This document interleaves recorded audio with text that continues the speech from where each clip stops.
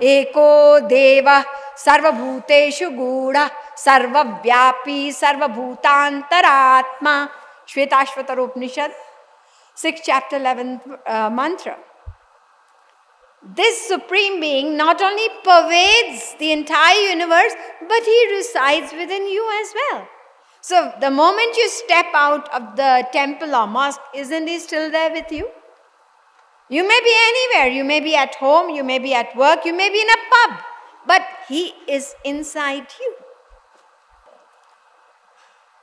A person once planned that he would do something really devious. He had an evil plan in mind.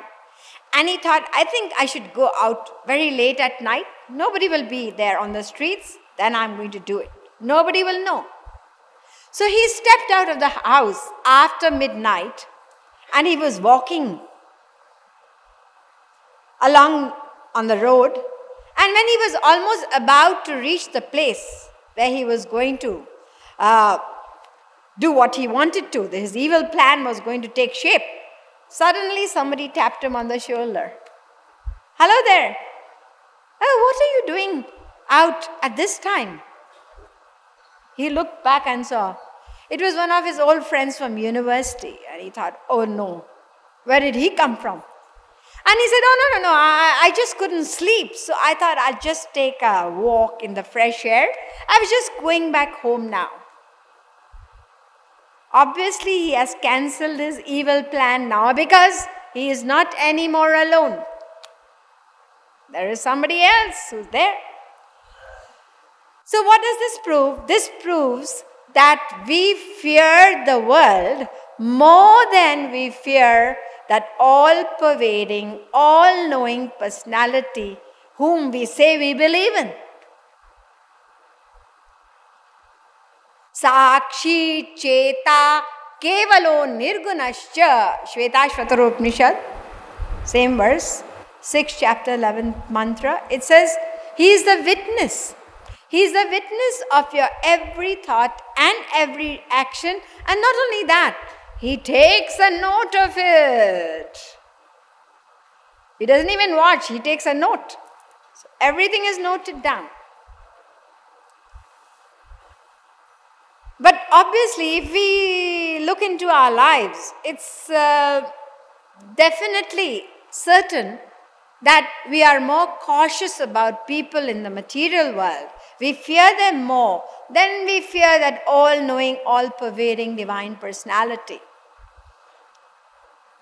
Gradually, driving has become such a stress. So, there are speed cameras at every nook and corner. And what do drivers do? They follow the speed limit where the camera is, and the moment they pass the camera, they speed up, right? And the day you are photographed by the camera, you are miserable through the day. I remember once I was traveling with one person, and he exceeded the limit. It was there was roadworks going on, and it's very difficult to drive a Mercedes at the speed of 40. What a pain. And the road was empty. He picked up speed and there was a flash. He was so miserable. I mean, we were chanting and he had his face fallen. What's the matter? I was photographed today. Be happy you were photographed. No, that was a speed camera. I said, but what about the camera up there? That camera is a 24-hour camera. It's never switched off. And we cannot even deceive that camera. You know, people who get tickets, what they do, they say it was not me driving, it was somebody else. So if somebody else is willing to take their, points, they give it. So they are deceiving the government. But with him, you cannot deceive him at all. And his camera is there all the time working. Do we believe in this truth? We are believers, we have faith. Just think about it. There's a story of the Saint Tulsidas. He was going home one night very late, and that's the time, thieves are on street. So anyway, about 4 or 5 thieves saw him, and they asked him, who you are? Who are you? And a saint for him, the whole world is one. We are all children of the Lord. So he said, I'm just one of you. The thieves thought he was also a thief. That's why he's saying, I'm one of you. They didn't understand his context. They're very happy. They had one more person. They said, okay, come on, join us. We are going to just go and rob the rich man down the street. So we're going to appoint you with a job. Tulsidas, I better play along with them now. Otherwise, I don't know what they'll do to me. So they said, look, you stand outside the house and we are going to go inside.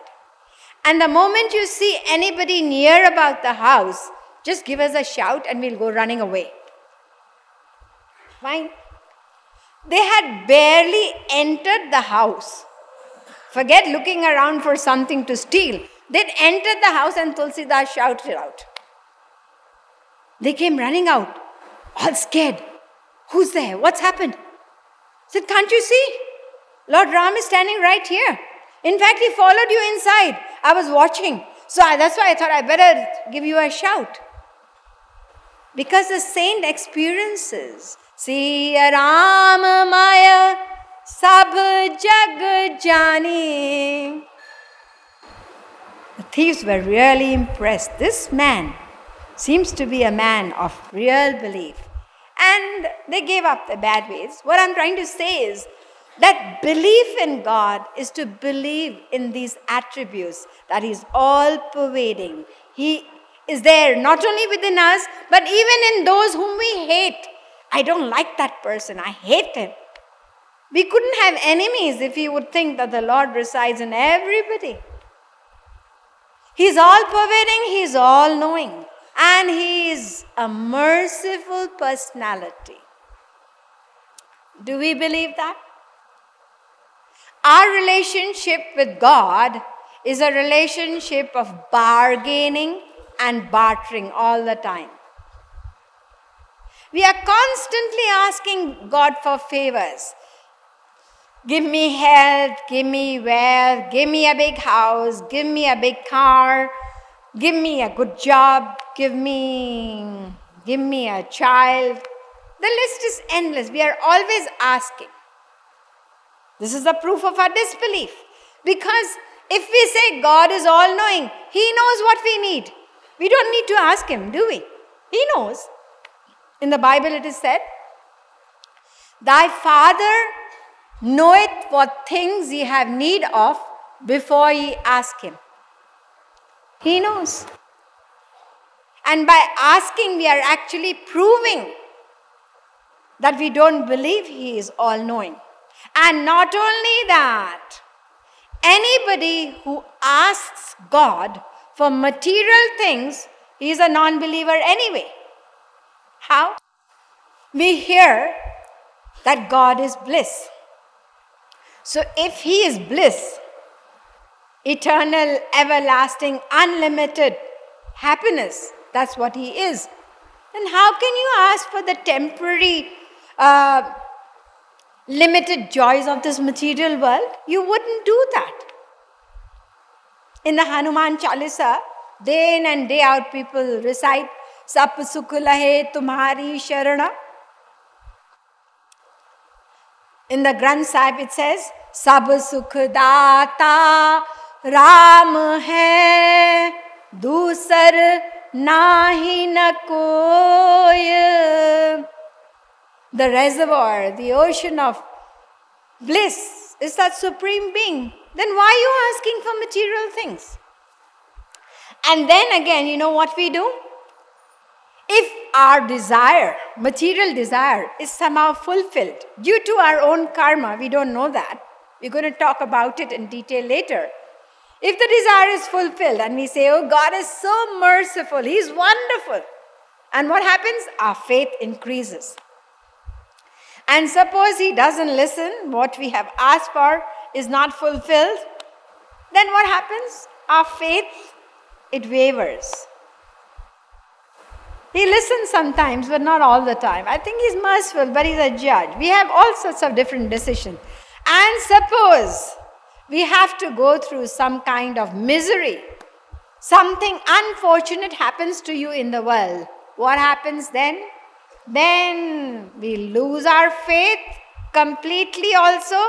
Some people even become atheists. I meet a lot of such people. They used to say they were devotees of God, and suddenly, I don't want to do anything with God. I don't want to pray. I think He's really cruel. He's unjust. You know, my neighbor had 5 children. And today I found out he got the 6th one.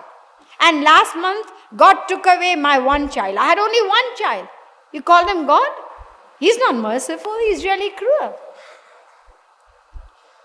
This is the kind of belief that we have in God. Because we do not know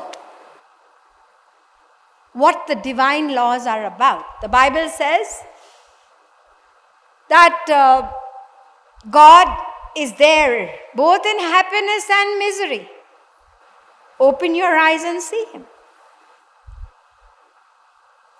You want to hear what Lord Krishna defines as grace in the Srimad Bhagavatam, 10th canto, 27th chapter, 16th verse? He says, Tam bhranchayami sampadbhyo yasya chechamyanugraham. I deprive of material possessions those whom I shower my grace upon. Now, if there are, say, 1 million so-called believers in God assembled at one place, ask them, do you want this grace of God is going to take away your possessions? Raise your hands. You can imagine how many people would. It is said that, I think it was the mother, a great saint, she said, be thankful for the ordeals, for they are the shortest way to the divine. In fact, God uses suffering many a times. I mean, it's our own karma. We're going to discuss that, as I said. But He uses suffering in order to fashion us for better things. Now, after hearing this little bit that I have, as I said, I'm just going to let the cat out of the bag, a little bit. There's so much more I can tell you. You know, people, when the aartis passed around different countries, then people try to find out the lowest denomination. If they've been to India recently, then they will put Indian coins instead of putting pounds. Nobody's going to see. And then the 5-pound note, it resembles a 1-pound Scotland note. So people keep a stack of that. So when they give that, it looks like 5 pounds, but it's 1 pound. There's so many things, loopholes, I tell you. This is belief. Anyway, I don't want to go into that anymore. We can think about it ourselves. Sit back alone and think. Now our question is, how do we attain? How can we really believe in God? Have the right kind of faith? That's the question. We will have the right faith when we know what I'm going to discuss now. We had already started the discussion, and that is, God is unknowable. He's beyond our comprehension, and we are going to find out and discuss this in a little detail, because that's going to eventually give us a right kind of faith. Let us today find out why God is unknowable.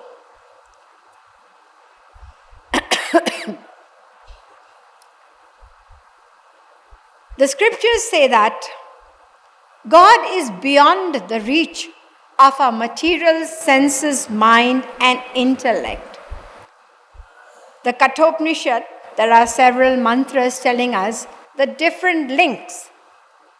Indriyebhya parahyartha arthebhyascha param mana manasastu para buddhir buddhir atma mahan para mahatah paramavyakta mavyaktat purushah para purushan na parang kinchit sakashtha saparagati.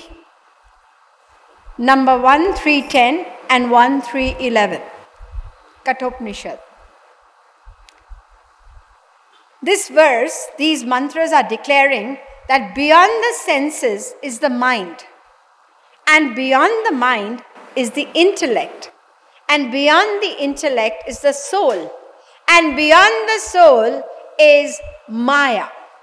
Just listen to this word now. I'm going to explain in a little bit more detail in the later talks. So beyond the soul is Maya, and beyond Maya is God.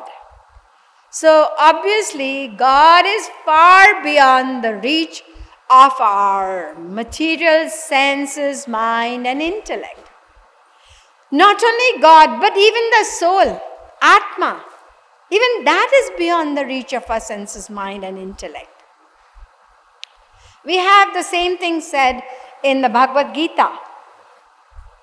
Indriyani paranyahurindriyebhya param manah manasastu para buddhir yo buddhe paratastu saha. Chapter 3, verse number 42.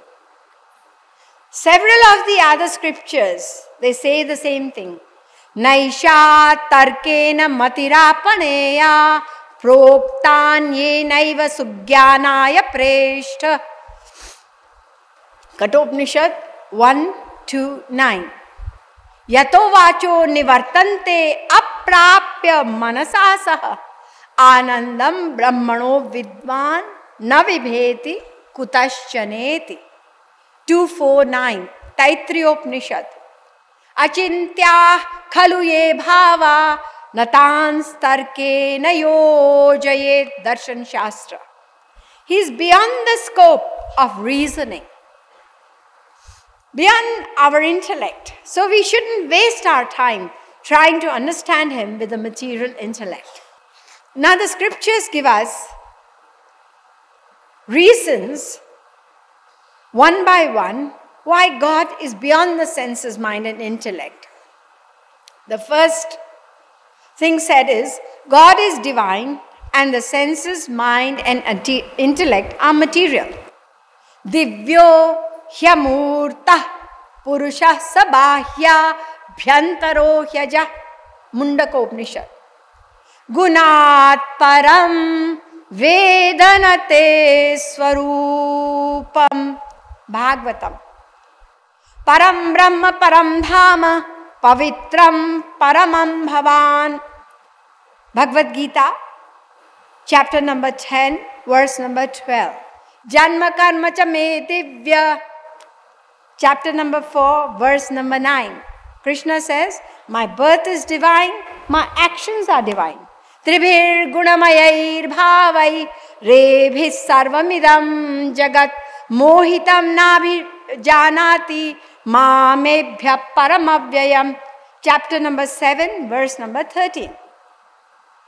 All these verses, the gist is the same. God is totally beyond the realm of Maya and the three attributes of Maya. Whereas we are under Maya.